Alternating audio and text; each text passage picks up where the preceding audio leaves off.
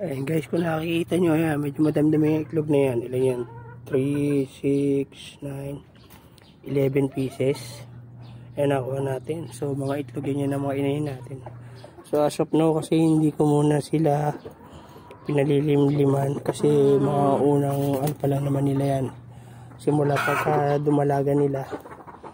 So, siguro baka by next week pa na yung mga iitlogin nila, yun ang iiwan natin dyan para matesting naman sila kung paano sila maglimlim, pero hindi naman di madami. Papalimliman natin kung sakali, siguro mga tigli-5 piraso lang para lang maano sila kung paano maglimlim. Tsaka kasi yung ginawa natin mga pugada na yan, hindi ganun kaganda kasi nga wala naman tayo masyadong materials. Sinesting ko lang din kung hindi mababasa ng ulan. So paano nga, ayan, basa naman sila ng ulan. So i-adjust natin yan, ayusin natin yung ano na para hindi mabasa ng ulan yung mga pugada nila, or either gagawa tayo ng bagong pugada na yung hindi talaga nababasa pag may nakuha tayong materialis. Pero as of now, ito na lang muna natin gagawin. Hindi na muna natin sila pinalilimliman kasi nga first time pa lang naman nila yan. So ganun ginagawa ko pag hindi ko masyadong inaano mo na pagkaunang beses mangingitlog ng mga inahin galing sa pagkadumalaga.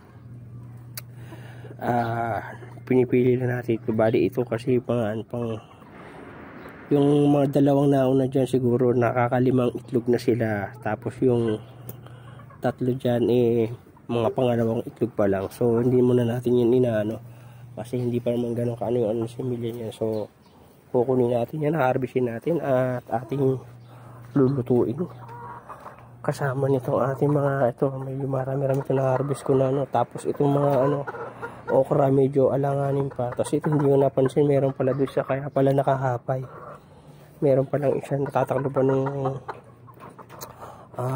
dahon. So ginawa ko kaya medyo alanganin. Ayun, pinagpuputulan natin yung mga okra doon sa may likod, pati yung doon sa may harapan binawasan na kasi tumba sila ng tumba, masyado na mataas yung hindi kaya na nung katawan. So para magsanga sila ng panibago at saka magano. So yan, pinabata muna natin sila. Tapos siguro by next week lalagyan ko na lang yan na abono para makaano sila. So ito, kuyin na muna natin to, harvest natin. So ayan, hindi natin may natira doon sa ating patoka konti. So mamaya ako na lang uli yan ibibigay sa kanila.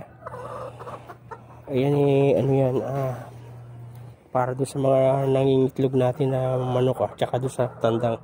Tapos sinubuan ko na rin yan ng mga B-complex para naman meron silang pang sa katawan nila.